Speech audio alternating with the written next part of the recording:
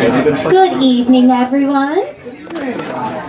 My name is Asha, and on behalf of Book Soup, I want to welcome you to tonight's event with Herbie J. Pilato, with special guests Tina Cole, Marc Copage, Stanley Livingston, and Barry Williams, discussing Christmas TV memories, nostalgic holiday favorites of the small screen. We have a full calendar of events, so if you want to know what we have in store for this month, check out our website, sign up for our newsletter, or follow our social media. A few housekeeping notes. Please take a moment to silence your cell phone so there are no interruptions. If you'd like to purchase a copy of the book, you may grab one at the register behind you. Your purchase today supports not only our bookstore, but also this wonderful author, so thank you. Your support is much appreciated. Now to introduce our special guest. Herbie J. Pilato is a writer, actor, singer, and entertainment executive, and host of his own TV talk show on Amazon Prime. He is the founder and executive director of the Classic TV Preservation Society, a nonprofit organization dedicated to the positive social influence of classic TV, and a co-sponsor of tonight's event. He has his own YouTube TV channel and is a positive social media influencer across the board. He's written for everything from the Television Academy and Emmys Con to Remind magazine. He's produced and/or appeared on numerous TV documentaries for CNN, TLC, Bravo, The Reels Channel, E!, A&E, and various DVD and Blu-ray releases. In 2023, the Los Angeles Book Festival named him Author of the Year, while his long list of acclaimed books include celebrity biographies on Sean Connery, Mary Taylor Moore, and Elizabeth Montgomery, NBC and Me, My Life as a Page in a Book, and the award-winning Retroactive Television. His newest books include One Tough Dame, The Life and Career of Diana Rigg, and Christmas TV Memories, nostalgic holiday favorites of the small screen, both of which, along with his beloved 12 Best Secrets of Christmas, will be discussed tonight. He is your host and moderator for this special evening. Please welcome Herbie J. Pilato. That was me. Thank you, everybody. Thank you so much. And thank you to Beautiful Book Soup. Just my favorite bookstore in the whole world. So cozy, and it's so perfect for Christmas, correct? Yeah. Okay, all right. Well, let's get this show on the road here. I'm going to introduce each of my guests one by one. First of all, she's talented, beautiful, charming, bright, and adorable. You know her best from the iconic King family shows and specials, and as Katie Douglas on My Three Sons. Woo! Early in her I love you! Early in her career, circa 1963, she played Sunny Day on the iconic detective series Hawaiian Eye. That same year, she appeared as Ruth Stewart in the feature film Classic Palm Springs Weekend. Her small screen guest appearances include legendary TV shows such as To Rome with Love, The Rookies, and Adam 12. She was also made special guest appearances on My Three Sons before she became a regular, and afterwards, after that show ended, she did My Three Sons Partridge Family holiday specials, which we're going to talk about tonight. And in that same decade of the 1970s, she was in the award-winning TV miniseries Eleanor and Franklin and its sequel. Ladies and gentlemen, it is my honor and privilege to welcome the always lovely and utterly delightful Miss Tina Cole.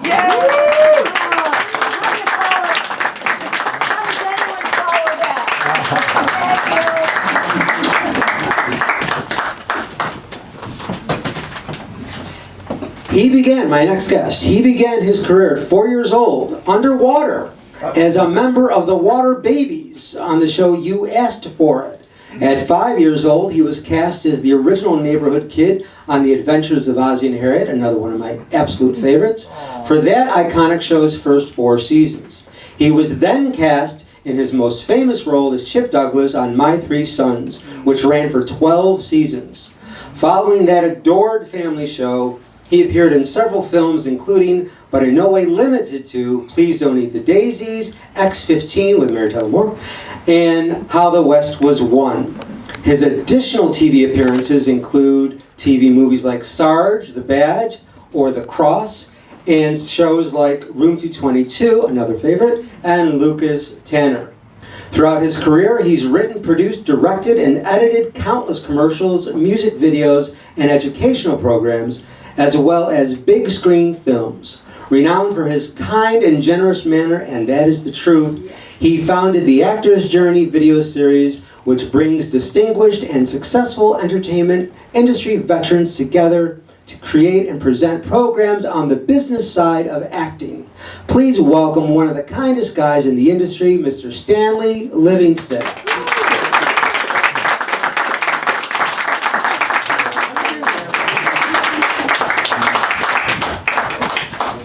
Turn the page. Okay, my next guest. He is an actor, writer, director, and musician who's been performing on stage, in film, and on television since he was a child. He's best known for his role as Corey Baker on the groundbreaking TV series Julia, starring Diane Carroll. His additional list of credits includes Sanford & Son, Different Strokes, Young Dr. Kildare, and elegant episodes of the legendary CBS Afternoon Playhouse and the ABC After School specials. He's appeared in TV movies such as Best of Times, and the big screen feature films The Meg and The Kid. On Sunday, December 15th at 5:30 p.m., he's performing a variety of jazz standards at the famed Colburn School in Los Angeles as the opening act for Herbie Hancock and Thelonious Monk, among others. Nice. Please welcome the super multi-talented Mr. Marc Copage. Okay, I was hoping Barry would walk in the door just as I'm about to do this, but we will save that introduction for when he arrives. Thank you, everyone. God bless you all. So wonderful to see you. Christmas. We're here for the holidays, and I don't know where to start, really. I really don't. But I will start with ladies first, so let's go with that. Tina, the King family, My Three Sons, two of the most iconic shows. Talk first, though, about the music variety program and what the King family's brought to that element or that sector of Christmas TV specials. Oh boy. Well, thank you. We were actually outside of Ozzie and Harriet, but they were only, 4. We were 40 of us on our first television show, and I mean, all real, 2 generations, and we just, as a family, we sang together, and Christmas was our favorite time of year. We've had, a caroling party in one of our homes since 1932. Every year we have a caroling party, and it's that eggnog. That's what it is. And maybe the cookie. I didn't get it all swallowed. So Christmas was always very, very special for us. And you transferred that reality into television specials, which we all connected with at a perfect time. Well, it was a very small window of time when every single person in our family was able, except a couple of boys were on missions for our church, but other than that, we were all available. Even the professional men and women were available to do our show, and it was just amazing that it was so well received.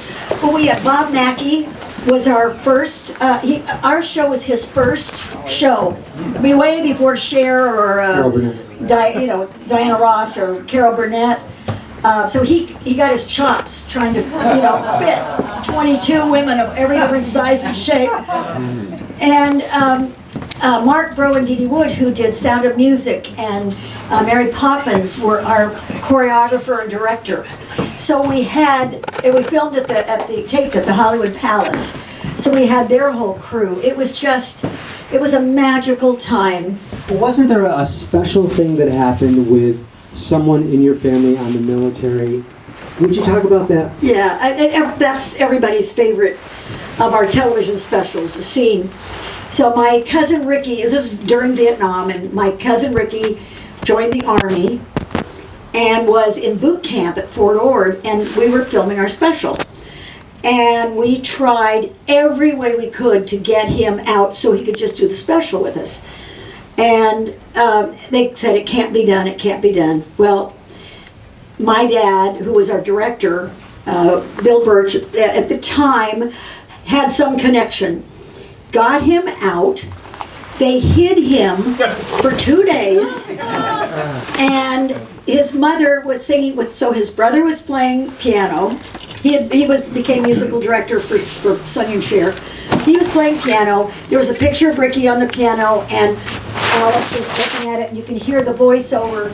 Dear Mom, I sure wish I could be with you. Blah, blah, blah, blah, blah. And she sings, I'll be home for Christmas. And in the middle, he shows up in his uniform. And his dad passed away at like 34 years old, I think. And she had met him, he was in World War II, so the uniform. And she asks, in the middle of this song, she's trying to sing live. Yeah. Can you imagine?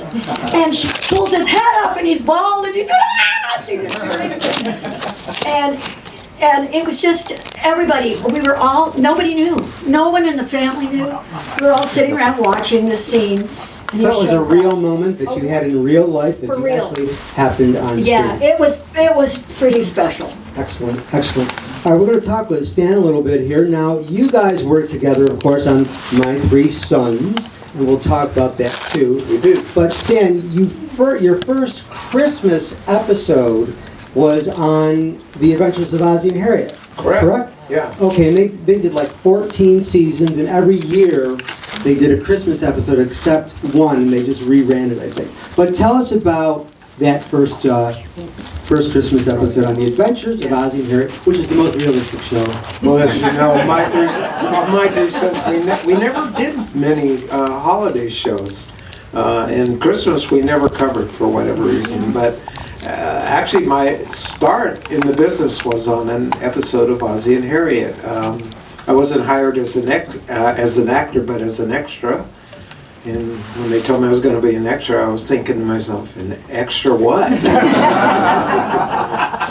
So, anyway, they explained to me that's an actor with no lines. So, anyway, in the process of shooting, the storyline was Ozzie, to make extra money at Christmas time, had purchased Christmas trees. And he had a sea of Christmas trees in his backyard. And in this particular shot, he had a prospective buyer there. And he's saying, well, go in, you can pick out a tree, and then all of a sudden you hear the noise of kids coming, and the trees part, and all of a sudden about 8 little kids march out of this forest of trees, and Ozzie's like, what the heck?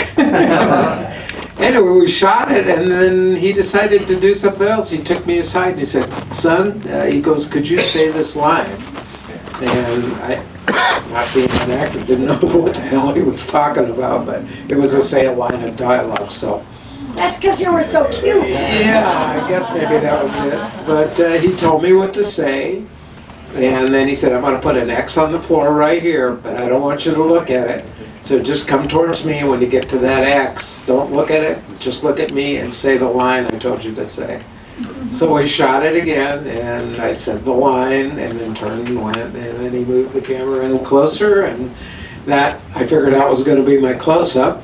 So I walked up to the little X and said, sure was mighty good camping in there, Mr. Nelson. I love the Mr. Nelson. Turned and walked out of frame, and then the very next day I joined Screen Actors Guild. There you go. And that became a life of problems. Okay, I think our fourth guest has arrived. So let me do the introduction. He's been on camera. What, see how I switched that up? He's been on camera since before he was a teen on shows such as Here Come the Brides, Marcus Welby MD, and Mission Impossible, all of which led to his monumental superstardom as Greg Brady on The Brady Bunch, which led to several historic spin-offs and sequels unlike any other TV show in history. And that includes A Very Brady Christmas, which became one of the highest-rated TV movies in history. Wow. He's performed live stage concerts and in musical theater productions of shows like Pippin, West Side Story, Grease, and The Sound of Music. His list of legendary TV guest appearances includes Policewoman, Murder, She Wrote, and a regular role on General Hospital. He's authored I Was a Teenage Greg, which remains one of the top pop culture literary classics of all time. He continues to perform in musical theater and in concert. He has a popular new podcast, The Brady Bros, which he co-hosts with his TV sibling, Christopher Knight. Ladies and gentlemen, you know who I'm talking about, the one and only Mr. Barry Williams.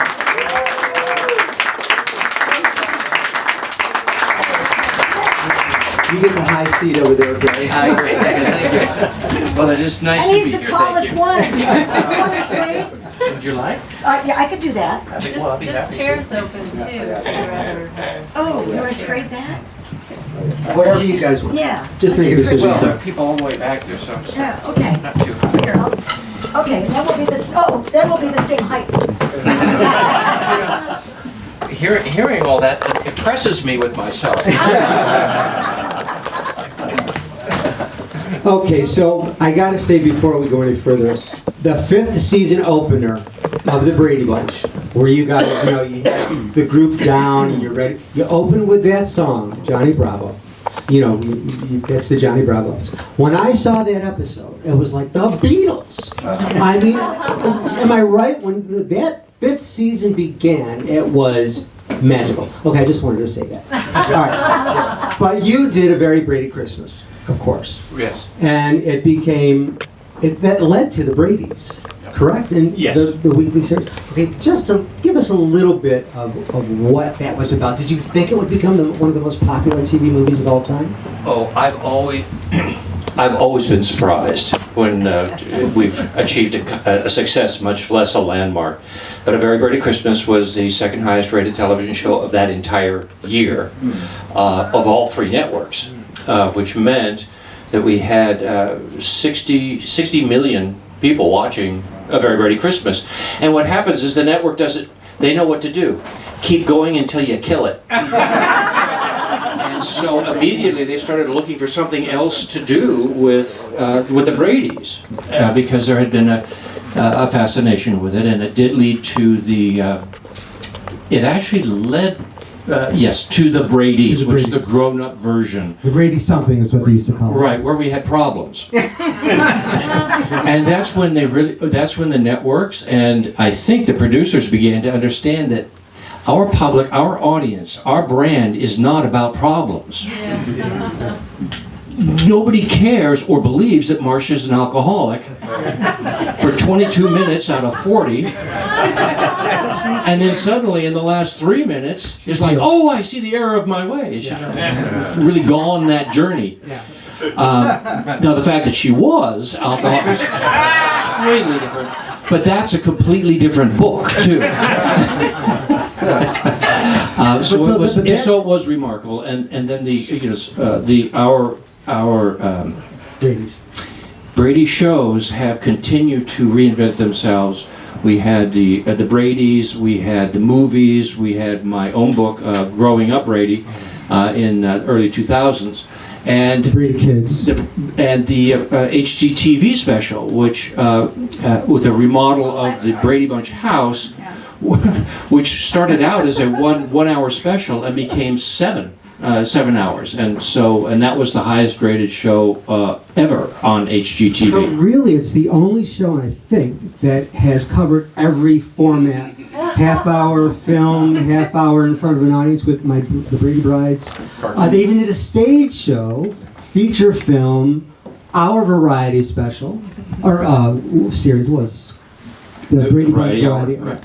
So it covered all the different formats. Cartoon show, all 3 networks. All 3 networks. There was some special, I haven't seen it, but where the Bradys went to Washington, to Washington, D.C. Oh, that was like a TV movie sequel, right? Yeah, right? Yeah. These are Well, like I say, keep going until you kill it. Just keep going. But I tell you, honestly, it's been a great ride. I think you can appreciate that you be a part of something that has made a difference. Yes. I've enjoyed not only being associated with the show, but all of my Brady mates, and we all still remain friends. As you pointed out, I work with Christopher Knight on the Real Brady Bros, a podcast, but then who doesn't have a podcast? And it's been... Yeah, but it's nice that you get to do that, to talk about the episodes. It's been a great journey, Marc Copage. I watched the Julia episode today, just to rewatch it. I'm Dreaming of a Black Christmas, and I cried through the whole thing. And then Diane Carroll, it was really the first time that a character on a sitcom broke and started singing Christmas carols, which I thought was awesome. So, in general, tell us what that show meant to, everybody, and then let's talk about that episode. Well, I don't know, but I'll go with what I was told. I was just so young. And these guys are great. I just gotta say, it's really so nice to be with all these guys again, because I've known them for many years, and I know them to be wonderful human beings, and to hear how they're continuing to do what, like Barry, you reinvent yourself all the time. Still working. And I just have so much respect and admiration for all of them, and Tina's still singing and performing, and Stanley's still making, still doing production, and directing and stuff, and it's just fantastic. It's just fantastic. But back to this, my brother actually just sent me a clip because I didn't know what the heck I'm going to talk about. Oh, okay. But it brought tears to my eyes too, just seeing Diane singing like that, and Let's talk about what the episode was about. Well, I think now you might have to correct me. Okay. I'm going off a foggy memory. Okay. And you were a baby. And I was a baby. But I think it had to do with Corey not really having a someone representative of. He's African American, and right. Maybe it was the first Black Santa on TV. I don't know. Was there another Black Santa on TV? I don't think so. It wasn't the Brady Bunch. But so instead of different people, I think wanted to change that and have this young black. Well, your friend, who was your best friend on the show? Earl J. Wagner. Okay, played by Michael Link. Michael Link. Yeah. He said that Santa Claus was white, and you were like, no, Santa Claus is black. And then Diane Carroll, as Julia, says Santa Claus is a spirit. He's a beautiful spirit who comes to you as you perceive Santa to be. He could be brown, red, black, white. It was just an amazing moment. So that was the gist of it. Mm-hmm. And the fact that she sang, which of course she began as a singer. It was wonderful. But tell us about what she was like to work with. Well, also just to finish what you said, so instead of one Black Santa, I ended up with 3 Black Santas. Oh yeah, I think it was even people 4. kept trying to get a Black Santa just to show this kid. Right. But now say that again. Yeah. So tell us about Diane. Oh, she's wonderful, regal. My biggest regret is that I was so young that I didn't get to soak up the wisdom of so many of those iconic people like Diane. And not only her, Bob Hope made a guest appearance on the show, Groucho Marx, A-list actors, because Hal Cantor, I think he kicked off the Amos and Andy series, and he was just kind of a legend as well as a television producer, so he had access to all these A-list talent, and just to have been old enough to have asked them about stuff would have been nice, but I didn't really appreciate all the importance of how those when people find out who you are, let's say you're introduced to someone, then you find out you are in Julia, what do they say? That it meant something to them. All people, African Americans. It's mainly African Americans, because I think that's what is most etched in their minds, because there was not any really representation on television, and particularly in non-stereotypical roles like Diane has. She was an independent woman, and there was Nichelle Nichols on Star Trek. There was Bill Cosby. Yeah, Bill from Mannix. What was her name on Mannix? Oh, yeah. Okay, but Diana Carroll was the first female African American on a sitcom on a weekly series. And with her own show. I mean, With she her was own- the she title. was the star. Yeah. Hattie McDaniel did few of those back in the day. Well, yeah, I think yeah. the whole thing is an independent black woman because Hattie was a McDaniels was more of a She was a She was professional. a professional exactly. woman. She was the first one. something other than like a maid or Yeah. something Right. like that. Right. Right, right. And she was so gorgeous. And she Yeah. was gorgeous. Yeah. That was extra.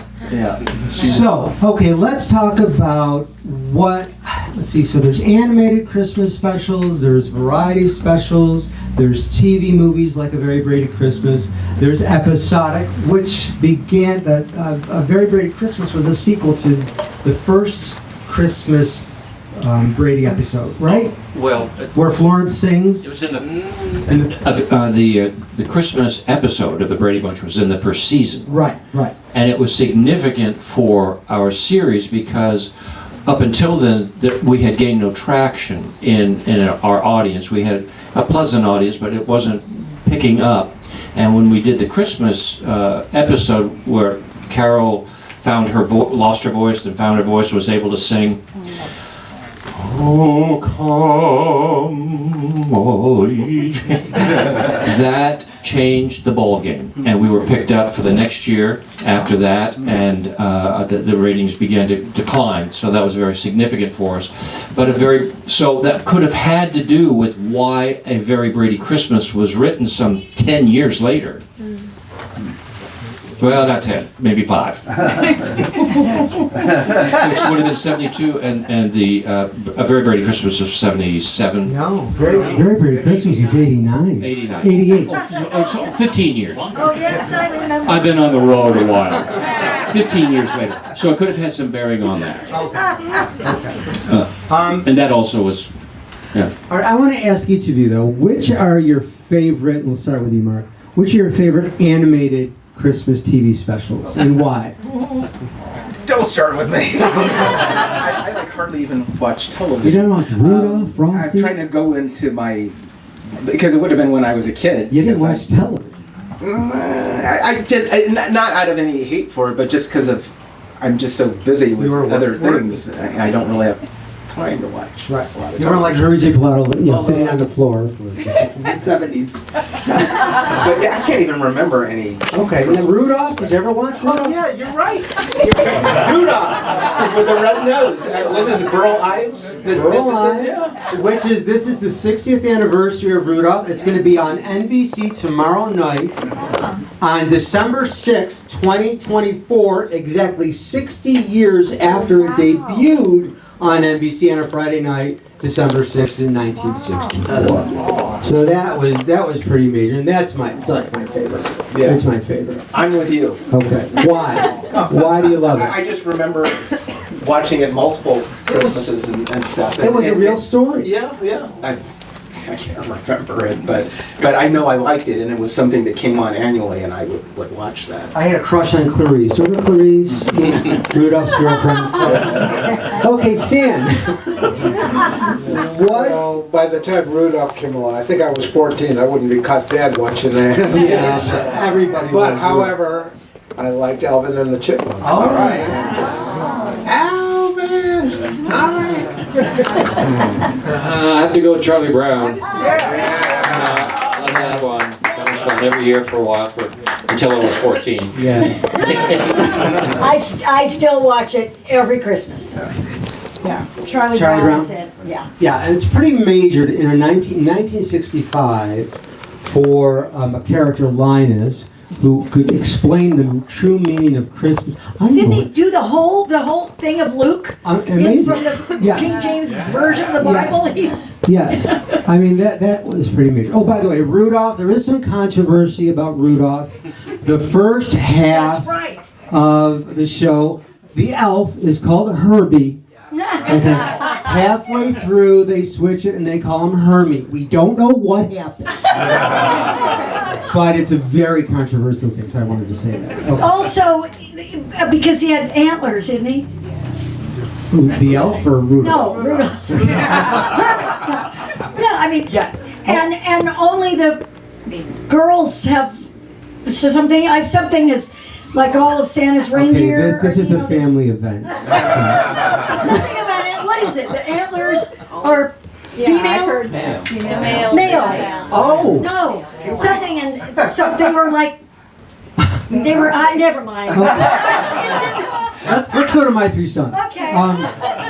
So My Three Sons, now you appeared, before you were Katie, you appeared in guest appearances, right? On My Three Sons. I did. And then you fell in love with Don Grady's character, which is escaping me right at this second. Robbie, thank you. That was my fourth appearance. Fourth episode. So everybody loved you, and they said we have to have you back as a regular. How did that happen? Stan, maybe you know. I just got a call from our producer one night, and I was in the middle of doing King Family shows, so I had stopped acting, and he said, "Why haven't we seen you?" And I said, "Seen me for what?" And he said, "Well, we're looking for an actress to play Robbie's wife. We want to see you. Can you come in tomorrow?" And I said, "Okay, I'm sure, why not?" And I went in. Fred DeCordova was our director at the time. It's before he did Johnny Carson. Mm-hmm. I was in there. You know, an audition is usually what, 3 minutes, 5 minutes. I mean, it's very, very short. I was there for like 40 minutes with Fred DeCordova, all about the nuances in a female coming into an all-male house, and she had to be sweet but not sugary. You know, she had to be a little feisty but not bitchy, all the things. And then I go into Ed Hartman's office and I spend another half hour. And Ed Hartman is? Our producer. And then they send me into another room and there's Fred McMurray and his wife June. And I spent another 20 minutes or so with them. And I left thinking I was going to do the screen test. So I had the sides with me waiting for the elevator. And Virginia Martindale, our casting director, ran after me. She said, "Wait, you can't leave. You didn't sign the contract." And I was like, "What? Yes, you got to come in. We're starting a week and a half." That's a great audition. I know. So I think that they used my last episode that I had done as Robbie's girlfriend as my screen test. But I must say, Robbie, Don Grady, absolutely. Didn't he almost quit because he didn't want me there? Oh, he did. He thought I was so wrong for him. but then you fell in love. For real, that was a couple years later. He wanted Ronnie. He wanted Ronnie Troop. He wanted a Peggy Lipton, little surfer girl, real thin. Anna here is this round, bouncy, thing. But everybody had a crush on you, too. Everybody. Thank you. Don didn't. Don did not. But he. You grew on it. I did grow on him. You sure did. Okay, so after you both take the mic here, Stan. After you both left My Three Sons, or after the show was canceled after what, 12 seasons? 12 seasons. Right? Amazing. And it was a very different show in the first few years than it became when you joined the show. But then you did 2 reunions. Stan, tell us about that. Those. I couldn't figure out the first reunion for the life of me. We were paired up with the Partridge Family. From a different network. And I'm like, what does that have to do with us? And they'll be like pairing, I don't know, My Three Sons Amos was and Partridge. Andy or something with the Flintstones. I don't know what the heck. But somebody figured out that the combination of My Three Sons and the Partridge Family would be high ratings. So that's how it got put together, and they concocted some, was a Thanksgiving show. What network was it on? Was it ABC? Probably I think it was on ABC, yeah. Which was not our network was CBS. Well, originally it was ABC, Yeah, then originally it it was switched to ABC. CBS. Yeah. So I don't know. It probably had to do with getting clips to be able to show. So Yeah. So the first one was a Thanksgiving. yeah, it was a Thanksgiving theme show. We were not in character. We were just ourselves and talking to Fred about the show. And I think they did do a skit with Barry in character, and Fred McMurray. Where Barry's like some Barry conservative Livingston. jerk, and Fred's like a hippie.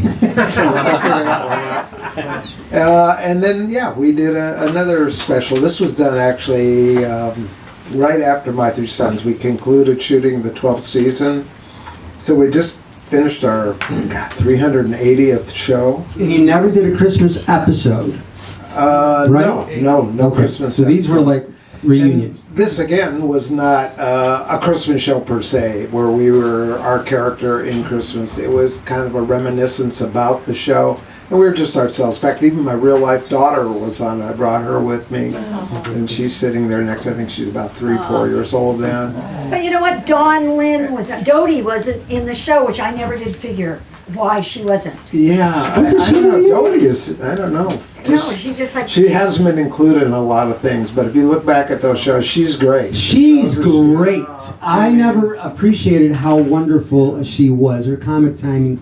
Even now, I mean, things that we Yeah, end I just up saw doing. her today. How's she doing? How's she doing? She is real. It's the first time I've seen her actually be able to speak. She's now in speech therapy, and we called Stanley so he could talk to her. Yeah, she And, sounds much better. I've been she's keeping actually up in with her. physical therapy now. She's off a feeding tube, and she was in a coma for several months. It's been horrible. It's been bad. 2 years. But she's doing good now. She's Much really better, doing much well. better. Yeah, I talked to her probably 4 months ago. Yeah, I could barely hear her. She was like, But she wasn't like in that show, and I don't Today, know why. Huh. voice was back. So All right, we're going to.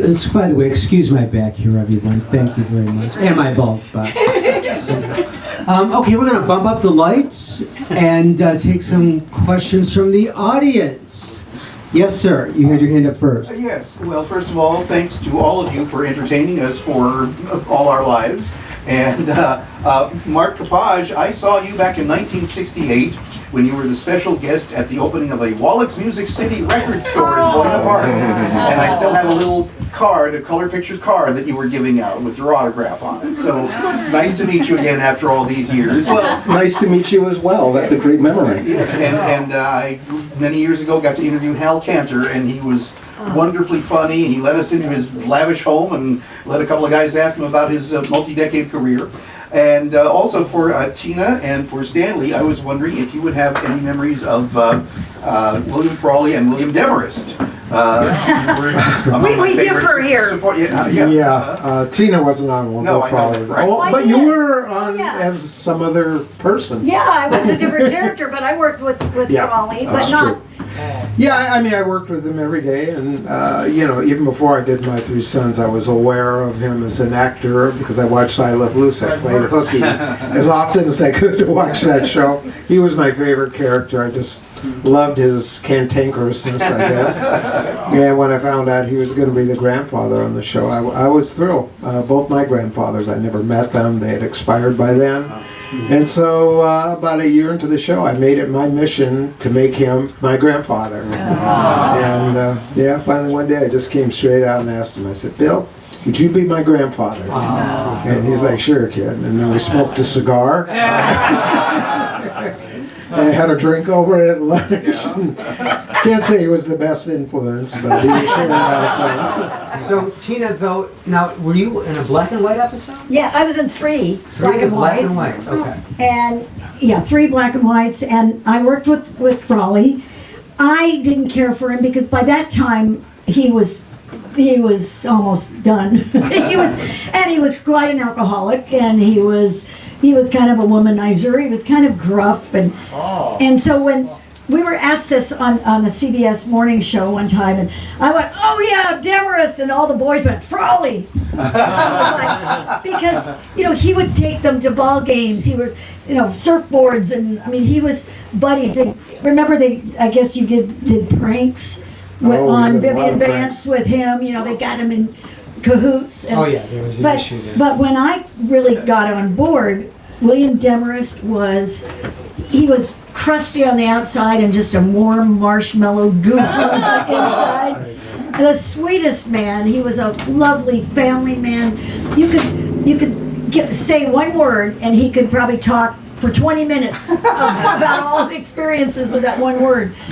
And he was kind. He was sweet. So I had a whole different impression. Yeah, they were kind of cut from the same cloth. At least their crustiness. characters were. But in real life, Bill Demers was a different guy off screen, where Bill Frawley was kind of that crusty guy. My 3 cents for him was that, and as soon as they said cut, the 4-letter word started. So that's how he was, yeah. Who, you know. Okay. Any questions on this side before we, because I don't want to ignore you. Questions, sir?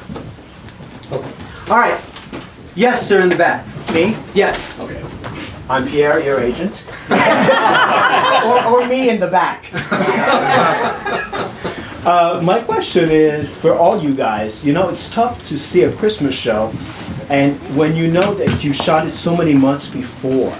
So, because most of the time in the summer or in the fall, how was it to get in that Christmas mood, doing a Christmas special or a Christmas movie or anything like that?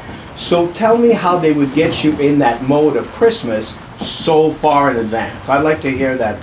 Well, I didn't have to worry about it because we never did a Christmas show. So, And the King family was all about Christmas anyway. Yeah. And so that was easy. And so my cousin said, we get to have Christmas twice. You know, we can do it for the show and then we can do it for real. And so we loved every second of it. It's a good question. What I think happens is what you're alluding to is the set. Every place that you're working is loaded with decorations that are usually over the top. And so you can kind of, and your clothing, and of course all the dialogue, and it's all Christmas, Christmas, Christmas. And the music. Yes, and you're inside most of the time, so it doesn't, get hot until you step out of the soundstage. And so I think it's the environment that really helps. Yes, sir. How has the depiction of Christmas changed over the years? How has the depiction of Christmas changed over the years? It starts at Halloween. Sometimes or before. Yeah, it's definitely starting earlier and earlier, and it's more commercial, I think. Well, let me say this about variety specials in particular and music shows. I say this in my book, Christmas TV Memories, that I like my Christmas specials to be fake. I like the fake snow, the fake birds. I like everything to be fake. I appreciate when John Denver went to the Rocky Mountain High and got all that. I loved it when Julie Andrews went to, where'd she go? Salisbury. Salisbury, that was very nice. But I like my Christmas specials in the studio. Nobody wants to see reality at Christmas. We all want to see, there I said it, we all want to see fantasy. So that's, I had to get that. Hallmark. Yes. One of the biggest changes, I think, though, is with Christmas is now as opposed to then, our parents controlled the TV set. Yeah. So when they wanted to watch Andy Williams and Perry Como for Christmas, The King family. Or the King family, we had to watch them. That was it. Where now everybody's got their iPhone and goes off in their own room, and completely different experience. Exactly. It was, when Rudolph came on, it was okay, it's time to put the tree up. Rudolph was on, and we all watched it as a family. Yes. It meant something. Yeah, I've always thought that that's why, part of the mystique of My Three Sons or for the Brady Bunch, the way we watch the show is completely different than the way people watch shows today. And part of that is the warm and fuzzies, remembering watching these shows around the one TV set, probably in your home with your parents. Right. Where now everybody's doing their own thing. I remember a famous quote from Lucille Ball. She was absolutely aghast that they came up with a remote control, because up until that time, and probably at some point when you started, you'd have to get up and change the channel and adjust the volume or even the antenna. And she says, this is the death. This is the death of television, because people can just flip around and change. And I've often thought, every time I turn on Netflix, what she would think today. Because now it's stop, start, it's save it, it's what whatever you want to do. You can record anything, you don't even have to watch it, you can cut through the commercials. It's a completely different medium. In our house, we had me instead of an automatic channel turn. I built a thing out of 2 broomsticks that had a claw in the end, so you didn't have to get up off the couch. That's hilarious. Got a question? It was like the first auto challenge. Okay, we've got a question over here. Before we do, I do want to mention we have some very special guests in the audience who helped tremendously with my book. I could not have done the book without them. We have entertainment journalists and historians that are just some of the dearest and most brilliant people I know. Robert Ray, entertainment historian. Randy Strickler, well-known Harvard historian. Kenny Garrett, Ted McFadden, Mr. Dan Wingate. Okay, could not have done the book without you guys. Thank you for everything. Question over here, sir. Oh, and by the way, this is Roger Hyman with Pilato Creative Media. I could not put on these events without Mr. Hyman. My pleasure. I've known Herbie a long time. Is this going to be about Herbie? That's why we're here. Yes. It's always So, about but I Herbie. digress. So I've been accused of living in the past. My family blames Herbie because it's like it's feel good, it's great, it's morals, it's values, it's family, it's what America should be. Right. And so, I'm telling my friends that I'm going to this thing tonight, and, Barry and Bill Williams is going to be there, and they go, isn't that the dude who was on Dancing with the Stars? And yeah, but it's like, but, so here's the thing, and you had mentioned it with, all this scatter and all this distraction. To get to where we were today, what would you guys tell creators, producers, people, studios on, and Herbie and I have talked about it, as these sequels, and you're absolutely correct, because I used to work at NBC for many years, and when there was a hit, that hit was on every single night for weeks until people stopped watching it because it's like enough already. Yeah. So the question is, again, how the writers today, the producers, it's not what it was. And what I was saying, Herbie and I discussed, sequels and, bringing back all of these shows from yesteryear. How can they do that when they weren't there? They haven't seen the shows. They don't know the actors, the actresses, the productions teams. So how can we get today to where we were yesterday as far as entertainment's concerned? Okay, and before you answer that, Christopher Pufo, also amazing contributor to Christopher TV Memories. Sorry, Chris. Okay, all right, go ahead. I think it's the heart. I think it all boils down to the heart. Thank you. The heart, I think, is missing in so many, like the big production Christmas shows. They don't know each other. They don't, they're in, everything's showing, hanging out. It's, it's all mixed mash. There's not a cohesive connection with all these people. And I think that in the old days, there was a connection. There was that.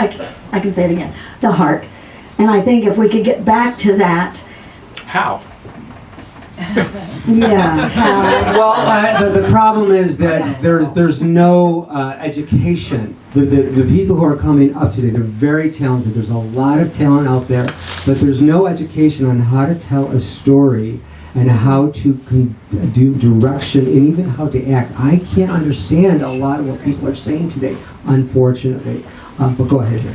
Well, I think all of our ideas will line up around what you're saying. There was a heart, a chemistry. But there are different ways that we process our information now, and things change societally, and with technology, and you must stay with that change because it can't be ignored, or you'll just be discarded. Think of it as your show, and certainly the Brady's. We told stories. Yes. And that gave us chemistry, that gave us relationships, that gave us a real understanding of who the people were that were telling the stories. Today, they tell jokes. And so a lot of that form of producing television changes. And I don't think we can get back to it. I believe it will remain in that place, but that doesn't discount it. It's just it has its own special place at its own special time, and we can revisit it, like the Wizard of Oz. You can go back and get your own experience of it. But today we get it faster. It's shorter. There's a joke. There's a timeline for it. It's caricatures. Every like 7 seconds or 6 seconds. And It then has there's to a be a joke, joke. and they go to Boom. something else. And then cut. And then they end with a joke and go to here. Yeah, there's no storytelling. There's no charm. What we're all here today talking about the charm and showmanship of what the Brady Bunch, My Three Sons and Julia, the Andy Williams Show, the Lawrence Welk Show. That was one of my favorites. You know, totally growing up with my parents and all my aunts and uncles. Charm. That's what's missing. By the way, Pilar Carrington, who has made an amazing contribution to my book. Pierre Patrick. Where are you, sir? You're right here. Made an amazing contribution to my book. Thank you so very, very much. Is that everybody? Please. Yes, sir. Just one comment with Yes. the Christmas book.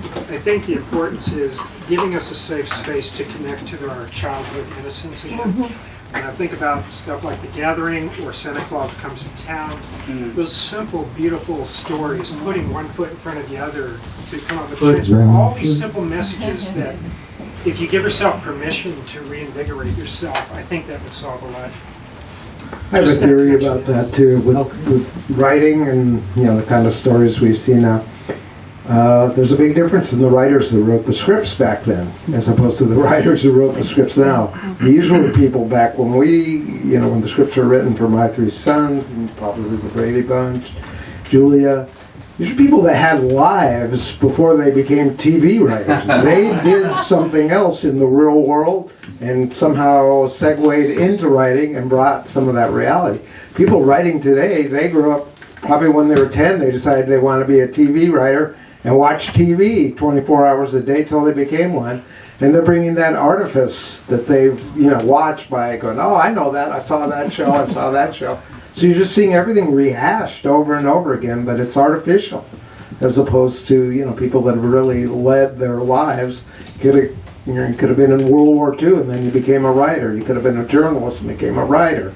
Well, that's where good writing comes from, is life experience. Yeah, where the people writing don't have life experience. They just decide they want to be a TV writer because they watch TV, and that's what you're getting is They write jokes. regurgitation of all that. Good acting as well as writing. Yeah. Well, that comes later after you have the script. Is you got to bring the right people together, but it's the material. The studio's buying that if they know that it could be better. You got to go out and find those people. They don't want to make the changes either. I think one of the most annoying things that I have found recently, it was 3 pounds. It must be a script. They now speed up the frame to get more commercials in. So I was watching the new Reba show, and I love Reba, Happy's Place. And the frame, they were speeding up. I'm like, you don't think we can see that you're speeding this up? It was just so distracting. Someone had a question over here? Yes, Diane. Yes, thanks. I think there was And by the way, I have to say this, Diane. I would not have a career if it wasn't for Diane. She helped with my live events way back when that led to my TV show on Amazon Prime. So thank you, Diane.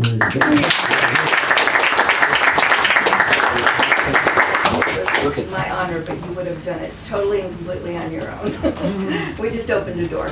I think there was a lesson that years ago we could walk away with. There was a moral of the story. There was a lesson you could kind of pull it all together and say, oh yeah, that was, and that ties into the life lessons also. And Yes, there was something more special you can't have a happy ending today. I don't know, I was watching some show, and it was like, they actually smiled at the end. It was like, Bobby's coming home. Bobby's coming home. And then, somebody ran into the scene and said, "Oh, but Mary just got stabbed," and that's how they ended. God forbid, they have this happy ending. So what's the problem? All right. Yes, sir. All right, well, I think that what touches people emotionally will always touch them. I mean, people still love The Wizard of Oz. 2 nights ago, I was at a meeting of Sons of the Desert, which is the International Laurel and Hardy Club. They're watching films that are now close to 100 years old. And I always say, we don't just laugh at Laurel and Hardy, we love them because they loved each other. There's a real emotional bond between those two. And that's the strength of them as a comedy team, is that they are inseparable friends. If happily all of your shows are available in some way, streaming or on YouTube or whatever, if people watch them analytically and see that the heart and the charm are the core of all of those shows, and if you and other people writing about television stress these things and teach up and coming, everybody's taking a TV writing class. There's always a way to bend the twig so that maybe they might think about writing complete scenes instead of 7-second jokes, or being like Seinfeld, cutting every 10 seconds to a different plot line. Yes. Allowing scenes to play out and allowing actors to act and allowing heart and emotion, good emotion. Yeah, but you don't see, you see a lot of this spastic. What are you doing? I don't know, what are you doing? They're not acting, there's no interaction between the characters. Well, you have to make new writers and actors aware of this so that maybe they have a different approach. And there's so many different platforms now. Yes. You can make a movie with your phone. Yeah, which I don't like either. I want my movies to be like movies, not that I can make with a phone. If Orson Welles had one of those phones, he wouldn't have spent his whole life trying to get money to make 35mm motion pictures. He would have made 10 movies a year. So there's a glimmer of hope that if people are motivated to make films that have more heart and charm, they have the opportunity to do it now. I hope so. So just keep pushing that. Yes, sir. Barry, can you talk about your smoking hot Brady Christmas wife, Karen Richmond? I wanted her to come tonight, but she's in New York. I wanted to surprise you with her. She and I remain in touch, and we are good friends, and I was crazy about her. I don't have a lot to add to it, because I haven't seen her socially a great deal, but had a wonderful time with her during the show, and she's of course adorable, and very much like you would think Gidget would be. Yeah, she is that. Okay, I think we're good to go. So would love. By the way, I am also the author of One Tough Dame: The Life and Career of Dinah Rigg, which I also am signing tonight. There it is. Thank you very much. And the 12 Best Secrets of Christmas, which I did a couple years ago, which are my 12 memories of growing up in Rochester, New York, which Barry lovingly endorsed for me. And each chapter is a secret, and it has a message, and you would absolutely love it. So it's really a companion piece to Christmas TV memories. So thank you, Book Soup and Asha and everybody here, and all my beautiful guests. God bless you. And you realize how cool this is in the universe? We have these 4 icons sitting with us, okay, just us, talking about these special moments in Christmas history. Can I say one thing? Yes. Here. So I brought, and I don't know if anybody is interested, I have some DVDs here. I don't know if anybody ever watches DVDs anymore, but they are the King Family Christmas specials, and one Thanksgiving special. There was a retrospective on PBS in 2009 or 10, whatever it was, and I brought some of those if you're interested. They talk about the heart, and they've got that with my cousin coming back from the army and all of those. So there's some lovely moments there. In your book. And I wrote my autobiography called My 3 Lives. Got to play on that. And so that's up at the desk too, if you're interested in that. Amazing! Give it up for Herbie and all of our guests. Thank you all so much. This was